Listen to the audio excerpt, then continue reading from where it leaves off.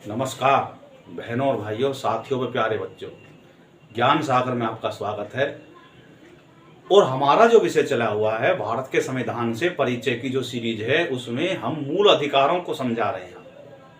उसको में पहली वीडियो में हमने बताया था इसका उद्गम और विकास कैसे हुआ और इसका संवैधानिक संरक्षण इसको कैसे मिला। और अब हमारा चला हुआ है परिभाषा और उद्देश्य।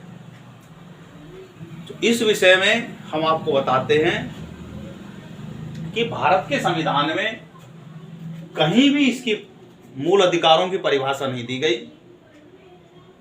और इनका जो उद्देश्य है ये प्रियम्बल में समझाया गया है। जो भारत की जो प्रियम्बल है उसमें बताया, जो प्रियम्बल में जो जो बातें उसमें कही गई हैं कि सभी व्यक्ति की गरिमा, स्वतंत्रता, समता, न्याय और गरिमा पूर्वक जीवन ये कैसे प्राप्त होगा, यही उद्देश्य जो है मूल अधिकारों का है। और भारत की न्यायपालिका ने इन उद्देश्यों को अपने जो निर्णय दिए गए उनमें इनको समावित करके इसको विस्तार से समझाया गया। क्योंकि जितने भी देश हैं और इंग्लैंड में लिखित संविधान नहीं है, उनमें इसको bill of rights Magna carta के तौर पे जारी किया। उसी को फ्रांस ने इसको नैसर्गिक स्वतंत्रता के रूप में जारी किया, अधिकार पत्र के तौर पे।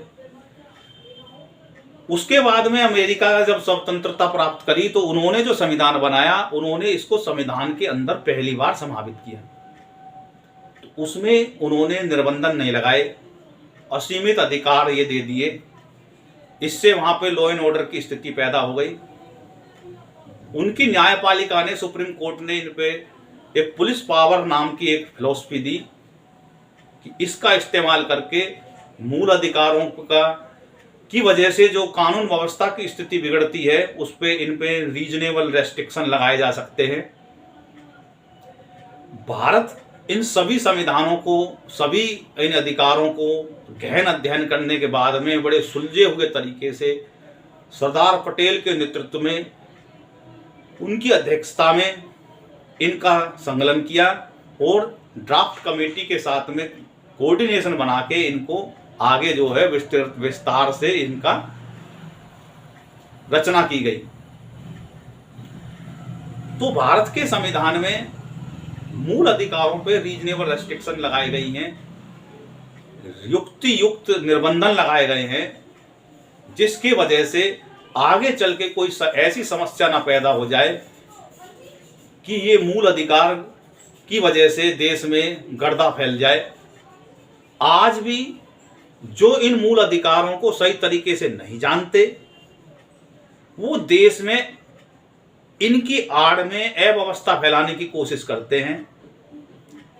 जैसे भ्रमण का अधिकार है तो उस अधिकार का ऐसा नहीं है कि कहीं भी हम घुस से चले जाएंगे।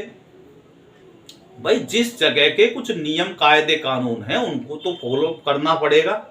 ये थोड़ी है कि भाई हमारा मूल अधिकार, हम तो यहाँ घुसेंगे, हम तो इसके घर में बढ़ जाएंगे, हम तो कहीं भी आ जा सकते हैं। इसलिए इस स्थिति से बचने के लिए उसमें रीजनेबल रेस्ट्रिक्शन लगाए गए हैं। ऐसे ही बोलने की स्वतंत्रता, अरे भाई आपको बोलने की स्वतंत्रता दी गई है तो आप देख रहे हो दिन पर दिन कैसे कैसी बातें आती हैं। कोई कुछ बक रहा है, वो कुछ बक रहा है, और ये तो मेरी वाक्य में अभिव्यक्ति की स्वतंत्रता है।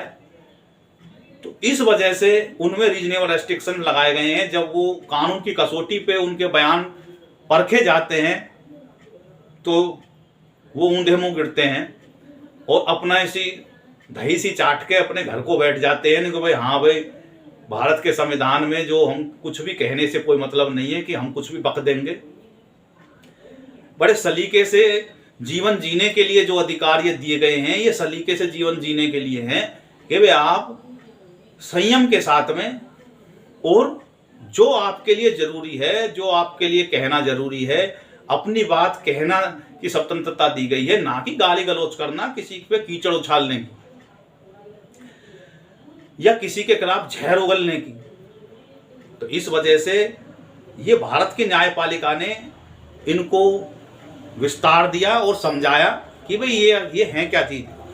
तो ऐसी एक एक जो गोलकनाथ का जो मामला था वर्सेस पंजाब सरकार का, उसमें इनको बताया सुब्बा राव न्यायाधिपति ने कि ये जो है नैसर्गिक और अप्रतिदेय अधिकार है। अप्रतिदेय का मतलब होता है जिनको छीना ना जा सके, ऐसे अधिकार है। और इसी बात का मेनका गांधी के मामले में इसको समझ बताया गया। जस्टिस बेग ने कहा कि मूल अधिकार ऐसे अधिकार हैं जो स्वयं संविधान में समाविष्ट हैं। बंदी प्रत्यक्षीकरण मामले में इस मत की आगे फिर अभी पुष्टि की गई, किंतु भारतीय संविधान में ब्रिटिश पद्धति के अनुसरण करते हुए संविधान द्वारा प्रदत्त अधिकारों के रूप में इनको अंगीकृत किया गया, और इस अधिकारों को विभिन्न संविधानों में चाहे जिस रूप में स्वीकार किया गया हो, लेकिन उन सबका मूल, इनमें किसी में ज्यादा मूल अंतर नहीं है। उनका जो मूल उद्देश्य है, वो जो इनका अर्थ है वो है कि मूल अधिकार वे आधारभूत अधिकार हैं जो नागरिकों की बौद्धिक, नैतिक और आध्यात्मिक विकास के लिए अत्यंत आवश्यक ही नहीं वरन अपरिहार्य हैं, बहुत ही जरूरी हैं। इन अधिकारों के अभाव में व्यक्ति अपनी चहुमुखी विकास नहीं कर सकता, और संभव ही नहीं है। क्यों नहीं है संभव? क्योंकि कोई भी अपना बौद्धिक विकास कब होता है? जब वो अपने विचारों को सामने से अभिव्यक्त करे और सामने वाला उसके विचारों को तर्क की कसौटी से काटे। जब उसके पास तर्क आएंगे, वो तर्क का वितर्क करेगा, तो उसकी बौद्धिक विकास होगी। उसकी जो कमी है वो उसको सुधारने की कोशिश करेगा। वो जाएगा, घूमेगा, अपने विचार एक दूसरे के सामने रखेगा, उसके ग्रहण करेगा, तभी तो विकास होगा बौद्धिक। या एक कुएं के मेंढक की तरह बैठ के मैंने जो कह दिया वो ही सब कुछ ठीक है, तो बौद्धिक विकास के लिए बहुत जरूरी है। इसी प्रकार मेनका गांधी के मामले में जस्टिस पीएन भगवती ने कहा कि इन मूल अधिकारों का उद्गम स्वतंत्रता का संघर्ष है, जिन्हें संविधान में इस आशा और प्रत्याशा के साथ में सम्मिलित किया गया कि एक दिन सही स्वाधीनता का ये वृक्ष भारत में विकसित होगा, और ये उस जाति के अवचेतन मन में अमिट तौर पर अंकित थे जो ब्रिटिश शासन की मुक्ति करने के लिए 300 वर्ष से लड़ाई लड़ रहे थे, और संविधान अधिनियमित किया गया जिन्हें मूल अधिकारों के रूप में अभिव्यक्ति पाई। वे मूल अधिकार इस देश की जनता की बौद्धिक और वैदिक काल से सजोए गए वे मूल अधिकार हैं, आधारभूत मूल्य का प्रतिनिधित्व करते हैं। वे व्यक्ति की गरिमा का संरक्षण करने और ऐसी दशाएं बनाने का परिकल्पित हैं जिसमें कि हर एक मानव अपनी व्यक्तित्व को पूर्ण विकास कर सके। वे मानव अधिकारों के आधारभूत ढांचे के आधार पर गारंटी का एक ताना बाना बुनते हैं और व्यक्तिगत स्वाधीनता पर उनके विभिन्न आयामों में अतिक्रमण न करने की सरकार पर नकारात्मक बाध्यता अधिरोपित करते हैं। कि कैसे करते हैं? कि सरकार ऐसा कोई कानून नहीं बनाएगी, इस यानी कि कोई भी बात नेगेटिव में है कि कोई काम ऐसा सरकार नहीं करेगी जिससे मूल अधिकार कम हो। तो इस प्रकार से ये जो है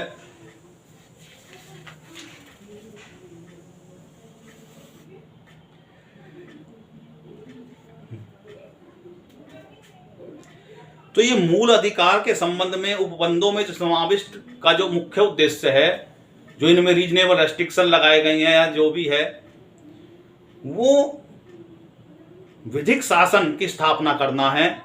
उनका काम है कानून का शासन लगाना और न कि मनुष्य द्वारा समाविष्ट सरकार, यानी कि मनुष्यों के द्वारा चलाई हुई सरकार की बजाय कानून के जरिए चलने वाली सरकार के तौर पे इसको जाना माना गया। और A.V. डायसी, जो प्रोफेसर A.V. डायसी थे, जिन्होंने ये वो दी कि भाई रूल ऑफ लॉ की जो परिभाषा है वो A.V. डायसी ने दी। और इसी को न्यायाधीश जो सप्रू थे, न्यायाधीश सप्रू ने इसकी इनको व्याख्या करते हुए कहा कि इन अधिकारों का उद्देश्य नागरिकों के अधिकार को की सुरक्षा और नागरिकता को में समानता प्रदान करना है, जिससे भारत के नवनिर्माण की प्रक्रिया में सहयोग दें। और उनका उद्देश्य है व्यवहार, नागरिकता, न्याय और निष्पक्षता का एक मापदंड निर्धारित किया जा सके। इनका उद्देश्य यही है कि प्रत्येक नागरिक को इस बात का पूर्ण बोध हो जाए कि संविधान में विशेषाधिकार को समाप्त कर दिया गया है और यह उपबंधित किया गया है कि इन सभी अधिकारों का संबंध समाज के प्रत्येक वर्ग को पूर्ण समानता प्रदान की गई है, जो व्यक्ति की बौद्धिक और नैतिक पूर्णता के लिए आवश्यक माने जाते हैं। यानी कि जस्टिस जो सप्रू थे, उन्होंने कहा कि मूल अधिकार जो हैं वो एक मापदंड देते हैं कि कानून के नज़र में, संविधान के नज़र में भारत का प्रत्येक नागरिक की उतनी ही वैल्यू है।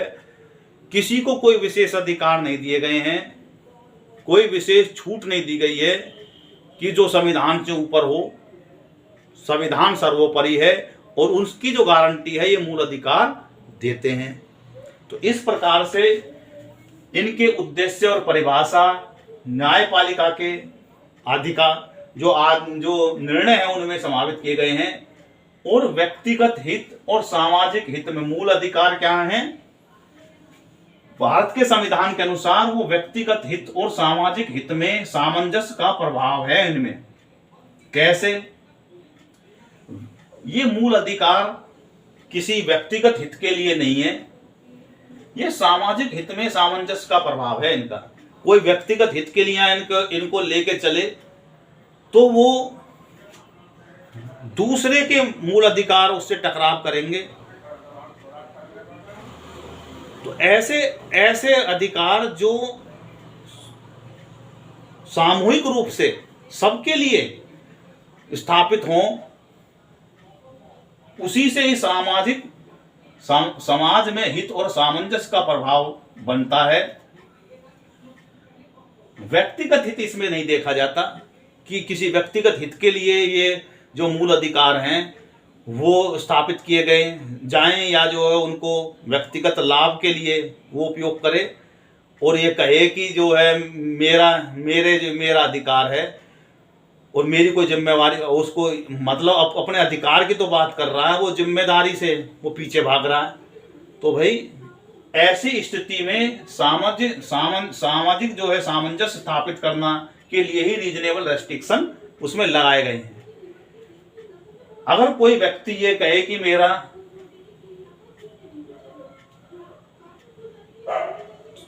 प्राणिक दैहिक स्वतंत्रता है और ये मेरी व्यक्तिगत जो है कि मुझे कोई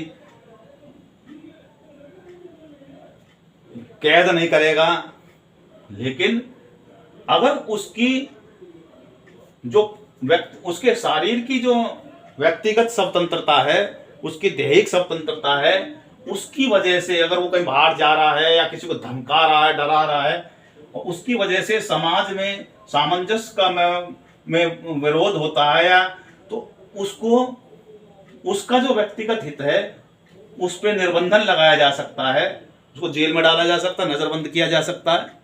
समाज में कोई जहर फैलाने की कोशिश कर रहा है, मेरा तो बोलने का अधिकार है। तो अपने सेल्फ उद्देश्य के लिए, उस उद्देश्य को स्थापित करने के लिए तरह तरह के बयान दे रहा है। आप देख रहे हो राजनेता तरह तरह के अपने व्यक्तिगत हित को साधने के लिए समाज में तरह तरह की बातें वो अपने अभिव्यक्ति के माध्यम से झूठी कपोल बातें जो हैं वो रोजाना वो वातावरण में छोड़ते रहते हैं। जब उनको दूसरे कोई व्यक्ति उन पर जनहित याचिका या थाने में मुकदमा डाल लगाते हैं तो वो या तो माफ़ी मांगते हैं या कहते हैं मेरी बातों को तोड़ मरोड़ के प्रयोग किया गया। अभी आपने देखा होगा, अभी हाल ही में असम के चुनावों के दौरान जो कांग्रेस के जो प्रवक्ता हैं, खोड़ जो है खेड़ा जो है, पवन खेड़ा, उन्होंने उनकी जो वहाँ के जो हेमंता जो विश्व शर्मा थे, उनकी पत्नी पे आरोप लगाया कि इनके पास तो फर्जी पासपोर्ट है। जब उनकी बात पकड़ में आई गई तो जमानत के लिए भागते हुए फिर रहे हैं। आज भी वो जो है कुतर्क करते हुए फिर रहे हैं। तो ये जो है व्यक्तिगत हित के उसको साधने के लिए, वोटों को लेने के लिए उन्होंने इस तरह का बातें कही। इस तरीके के उदाहरण आप देखने को मिलेंगे। ऐसे ही आपने देखा होगा अरविंद केजरीवाल हैं, वो ऐसे ऐसे आरोप लगा देते हैं, फिर मुकर जाते हैं, फिर माफ़ी मांग लेते हैं। यानी कि उनके बयानों की वजह से वो फायदा उनको मिल गया थोड़ी, और जब उन्होंने वो चुनाव जीत गए या उनकी सरकार बन गई, बाद में उनके पैर पकड़ लिए जाके। तो ये जो है सामाजिक अपने ये जो मूल अधिकार हैं, ये स्वयं के हित के लिए नहीं है, बल्कि समाज में सामंजस्य स्थापित करने के लिए है। हमारा कहने का ये मतलब है। इसके बाद में इनमें जो नया दृष्टिकोण है, जैसे जैसे न्यायालय के सामने मामले आते चले गए तो उनमें नया दृष्टिकोण जुड़ता चला गया। क्या जुड़ता चला गया कि मूल अधिकारों का जो निर्वचन है वो विस्तृत रूप से होना चाहिए। उसके बाद में दूसरी बात इसमें आई कि नैसर्गिक न्याय और समविक विधि प्रक्रिया में कोई भेद नहीं है। कि नैसर्गिक न्याय का मतलब होता है जो मनुष्य के लिए बहुत जरूरी है, प्राकृतिक न्याय है जो जरूरी है, जिसके बिना न्याय स्थापित नहीं हो सकता वो, और समयक विधि प्रक्रिया ये अमेरिका की है। समयक विधि प्रक्रिया में कोई भेद नहीं है। ये मेनका गांधी के केस में बताया गया कि ये दोनों एक ही बात है। न्यायालय की रिट अधिकारिता और बंदी प्रत्यक्षीकरण क्षेत्र का विस्तार किया गया। जो 5 रिट हैं उनकी जो अधिकारिता है वो बढ़ाई गई, और ताकि किसी के मूल अधिकार, कोई कार्यपालिका अधिकारी है या कोई जो आर्टिकल 12 में राज्य के क्षेत्र में आ रहे हैं वो सही तरीके से काम नहीं कर रहा, तो 5 रिट भारत के संविधान में बनाई गई हैं। वो सीधे हाई कोर्ट या सुप्रीम कोर्ट में डाली जा सकती हैं। उनके माध्यम से जो भी कोई व्यक्ति के मूल अधिकारों का हनन ना कर सके, और उनमें भी खास तौर से बंदी प्रत्यक्षीकरण जो सीधे सुप्रीम कोर्ट में भी दाखिल करी जा सकती है, उनके क्षेत्रों का विस्तार किया गया। ये अलग अलग जो केसेस जो है सुप्रीम कोर्ट में आए उनके माध्यम से। उसके बाद में मानवाधिकार और संवैधानिक अधिकार। मानवाधिकार और संवैधानिक अधिकार ये क्या है? मानवाधिकार वो अधिकार है जो मनुष्य के जीवन के लिए, उसकी गरिमापूर्ण जीवन जीने के लिए बहुत जरूरी हैं। और संवैधानिक अधिकार, जो संवैधानिक अधिकार उनको बोलते हैं जो संविधान, जो किसी देश के जो संविधान है उसके द्वारा प्रदत्त जो अधिकार हैं, जो दिए गए हैं, वो अधिकार, जैसे संविधान ने चुनाव लड़ने का अधिकार है, वो भी संवैधानिक अधिकार का दर्जे में उसको आप नहीं कह सकते। वो एक विधिक अधिकार है और उस पर निर्बंधन लगाए जा सकते हैं। यही बात सुप्रीम कोर्ट में कई बार गई। तो वो कानूनी अधिकार है। कोई भी व्यक्ति वो चुनाव लड़ सकता है, लेकिन हर किसी को नहीं है, उसको भी रोका जा सकता है। तो संवैधानिक अधिकारों में और मूल अधिकार जो हैं, मानवाधिकार जो हैं, मानवाधिकारों को संविधान के द्वारा संरक्षण दिया गया है। जो मानवाधिकार हैं, जो मनुष्य के लिए बहुत जरूरी है, नैसर्गिक हैं, वो बहुत जरूरी हैं, उनको संविधान में समावित करके, उनको मूल अधिकारों में समावित करके, ये जो हैं ये उसमें डाल के उनको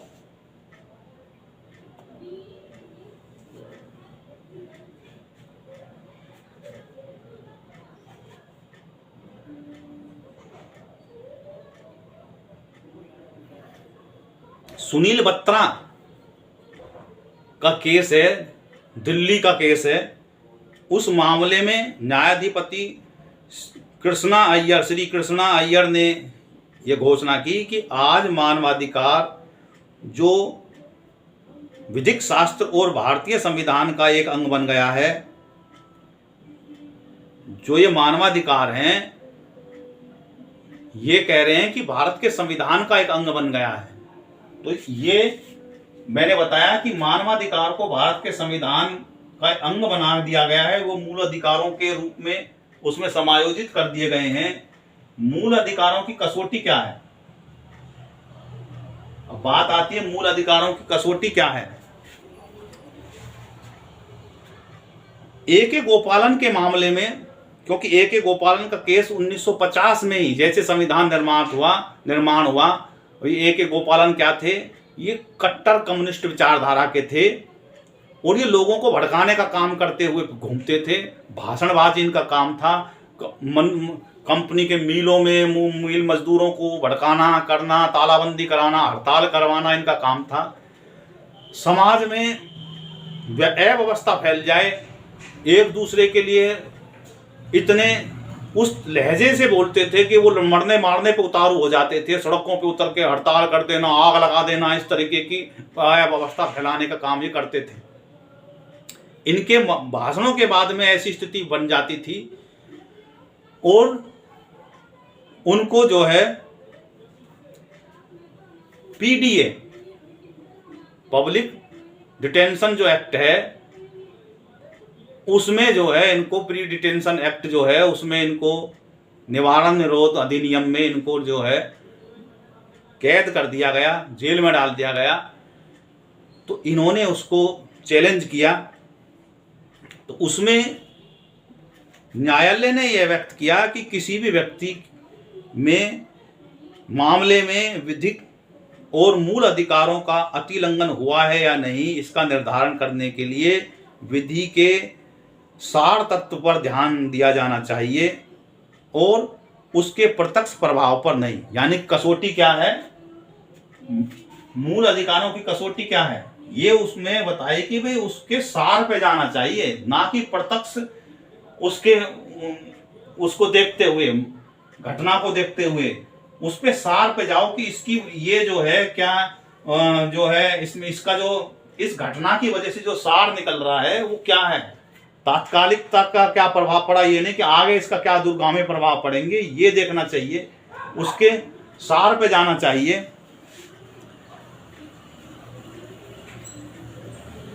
इसी प्रकार से एक्सप्रेस न्यूज़पेपर्स के मामले में न्यायालय ने विधि के प्रत्यक्ष प्रभाव की कसौटी का प्रतिपादन किया और इस मत की पुष्टि बैंक रजिस्ट्रीकरण राष्ट्रीयकरण का जो मामला था उसमें हुई। इसमें न्यायाधिपति श्री शाह ने निर्णय दिया कि मूल अधिकारों का अतिलंघन के मामले में किसी कार्रवाई के प्रत्यक्ष परिवर्तन को देखा जाएगा, न कि विधानमंडल के उद्देश्य या विधि के रूप को। इसी प्रकार से बेनेट कोलमैन मामले में न्यायालय ने इसी मत को दोहराया और यह कहा कि कार्य का मूल अधिकारों पर प्रत्यक्ष प्रभाव हो सकता है, भले ही इनकी प्रत्यक्ष विषय वस्तु भिन्न हो। मेनका गांधी के मामले में न्यायालय ने बहुमत से इसी मत का अनुकरण किया। अब बात आती है अमेरिका में क्या स्थिति है, इसकी कसौटी जो है वो अमेरिका में क्या है। जैसा कि मैंने बताया कि अमेरिका के संविधान में कोई निर्बंधन नहीं लगाए गए मूल अधिकारों पे, तो उनमें क्या हुआ कि अमेरिका के मूल संविधान में अधिकारों का उल्लेख नहीं किया गया था। बाद में संविधान के प्रथम संशोधन 10 संशोधनों के द्वारा संविधान में अधिकारों पत्र की को जोड़ा गया इस घोषणा पत्र द्वारा अमेरिका के नागरिकों को अनेक मूल अधिकार प्रदान किए गए, किंतु संविधान में इन अधिकारों पर निर्बंधन लगाने की कोई व्यवस्था नहीं की गई थी।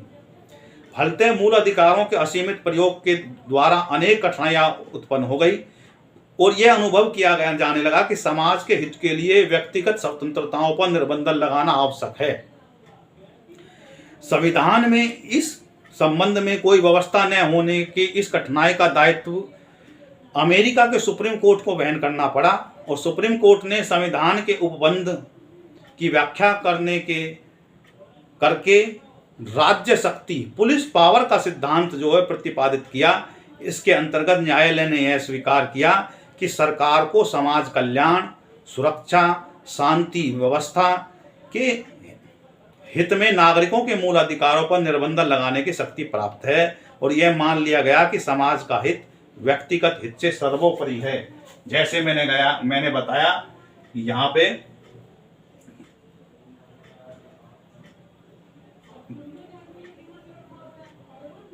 कि व्यक्तिगत हित और सामाजिक हित में सामंजस्य का प्रभाव, ये वहां की न्यायपालिका ने जो अमेरिका की न्यायपालिका ने इस बात को महसूस करते हुए ये विचार व्यक्त किए कि जो है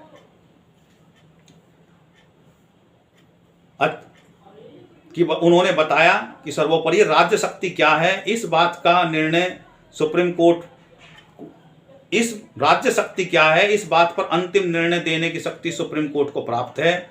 अमेरिका के कोर्ट ने इस शब्दावली का बड़ा व्यापक अर्थ लगाया जिसमें सभी बातें आती हैं जो समाज के कल्याण को बढ़ावा देती हैं, जैसे राष्ट्र की औद्योगिक क्षमता को वृद्धि करना, साधनों का विकास, संपत्ति और संपन्नता का योगदान करना भी है। तो इस प्रकार से भारत के संविधान में इन बातों को ध्यान में रखकर उसमें रीजनेबल रेस्ट्रिक्शन लगाए गए हैं और इसकी अवधारणा को कोर्ट के ऊपर नहीं छोड़ा गया। भारत के संविधान निर्माताओं ने ये काम स्वयं ही कर लिया और न्यायपालिका पर ये बोझ कम कर दिया। न्यायपालिका का पर इतना ही काम उसमें दिया गया कि आप व्याख्या करें किसी व्यक्ति का मूल अधिकार हनन हो रहा है या नहीं हो रहा है। बाकी का सारा काम उनमें रीजनेबल रेस्ट्रिक्शन जो लगाई गई हैं, उन पे जो भी निर्बंधन लगाए गए हैं, उनके तहत जो कार्रवाई की गई है वो सही करी गई है या गलत करी गई है, भाई इतना काम आपका है, इतना ही काम छोड़ा गया है। तो इस प्रकार से अमेरिका की स्थिति बताई मैंने। अब बात आती है कि मूल अधिकारों का निलंबन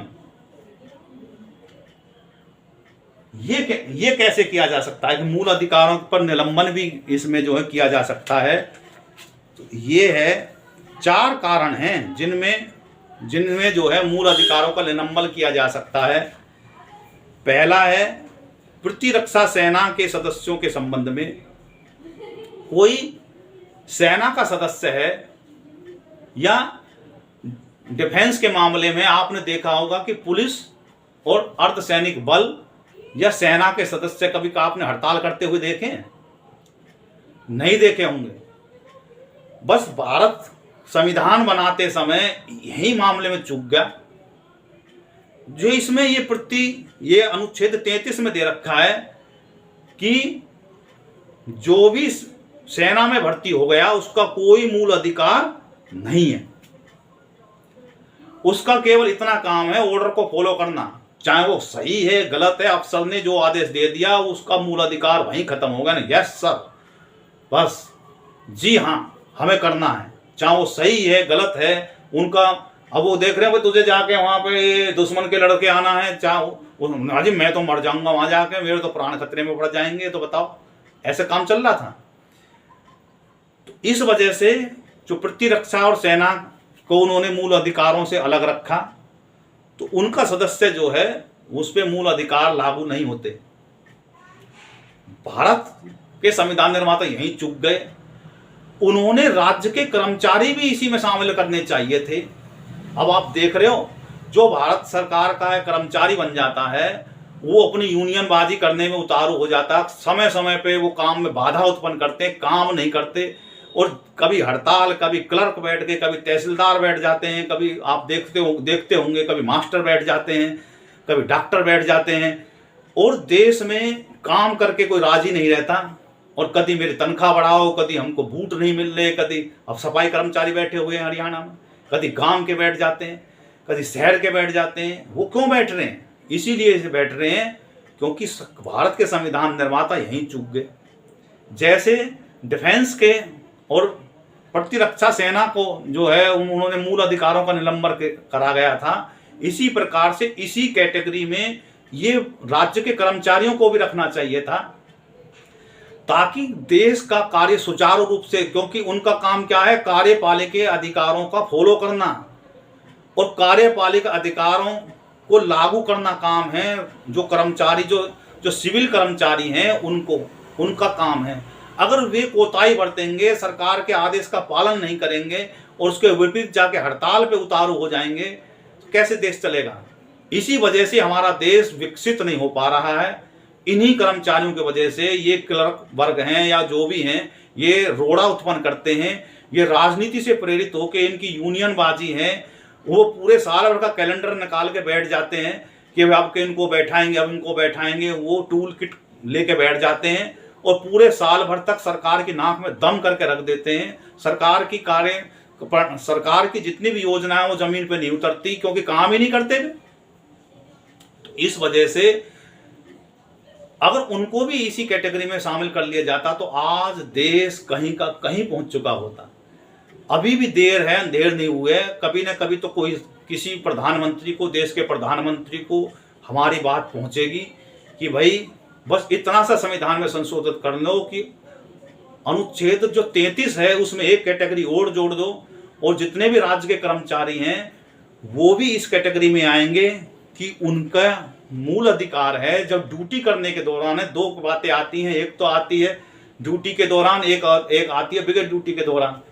अब कोई सेना का जवान है, वो ड्यूटी के दौरान से हटके अपने गांव में पहुंच गया तो उसका मूल अधिकार वहां बनता है, लेकिन ड्यूटी के दौरान उसका मूल अधिकार नहीं बनता। इसी तरीके से अगर वो राज्य के कर्मचारियों को भी इसी कैटेगरी में रख लें तो देश, मैं यूं कह रहा हूं कि 10 साल के भीतर ही विकसित हो जाएगा। क्यों हो जाएगा? क्योंकि ये जो गड़बड़ झाला जो कर रहे हैं, जो हड़ताल वगैरह जो करते हैं, वो बंद हो जाएगी और देश स्मूथली चलेगा। तो एक तो है प्रतिरक्षा के सदस्य, उनका मूल अधिकारों पर निलंबन है उनका। दूसरा, जब मार्शल लॉ, जब सेना का लॉ लागू होता है, जिस राज्य में लागू हो जाता है, तब भी मूल अधिकारों का निलंबन हो जाता है। तीसरा, संविधान के संशोधन के द्वारा 368 के द्वारा भी मूल अधिकारों का निलंबन किया जा सकता है। यह संसद की शक्ति है कि वो जो है संविधान को बदल दे और उसके द्वारा भी इनको जो इनमें जो है काट छांट करी जा सकती है।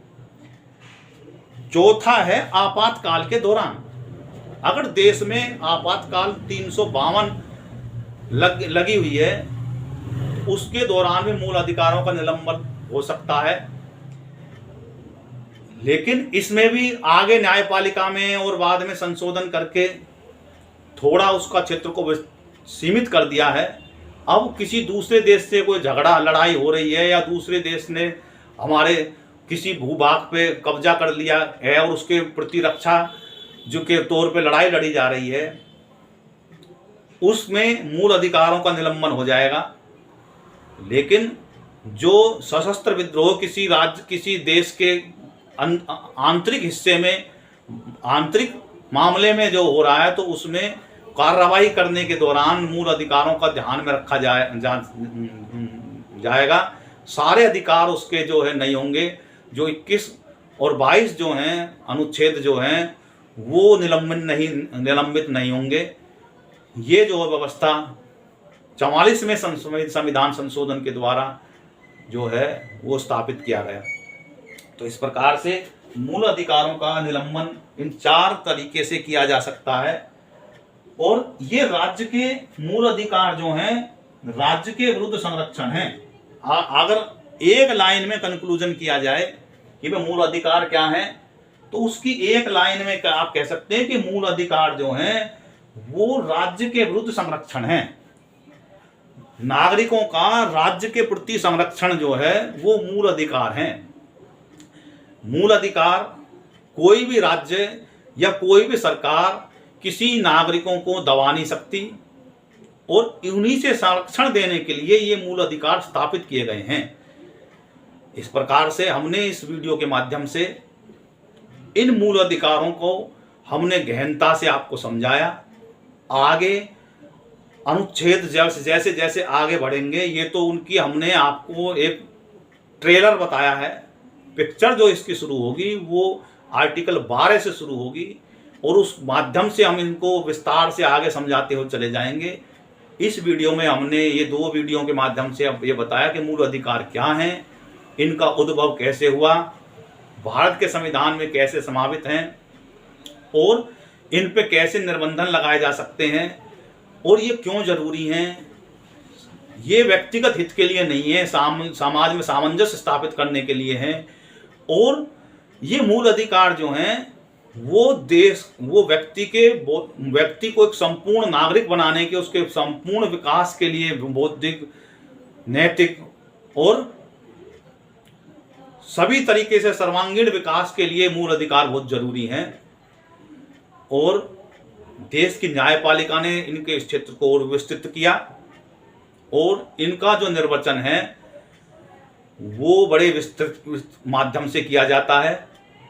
इस प्रकार से हमारे इस वीडियो को देखें, हमारे वीडियो को देखेंगे, समझेंगे, सारी वीडियो को आप आखिरी तक हम देखेंगे तो आप रटेंगे, जो आपके दिमाग में जो फितूर मूल अधिकारों का था वो खत्म हो जाएगा और रटने के जो सिस्टम वो खत्म हो जाएगा कि भाई जो बातें न्यायपालिका ने कह रखी हैं वो तो देखो, हमें उनकी एक एक बातें देखनी पड़ती हैं, क्योंकि जिस जज ने जो बात कह दी उसमें हम अपने शब्द नहीं जोड़ सकते, वो तो हमको देखने पड़ते हैं और उसकी